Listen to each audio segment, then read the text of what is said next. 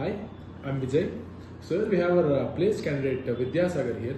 So we'll ask him his experience in our PySpiders Institute. So Vidyasagar, can you share your experience? Sir, myself VIDYASAGAR NAGASHETTY. I am from Kalburgi, Karnataka. I have completed my BTECH in Electronics and Communication Engineering in the Shanbasa University in 2024 passed out with a 9 CGPA. I have placed in junior game tester. Okay.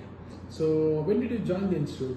Sir, I have joined in June month. In June month. Your year of passed out is? 2024. Super. So what helped you to get into this interview, or how did it help in our institute? Most of the thing is communication helped me more to speak out the things and some technical questions which have been taught by our trainers. Okay. From this one, anything extra did you did in the institute? It's a boot camp which helped to improve my communication skills. Okay.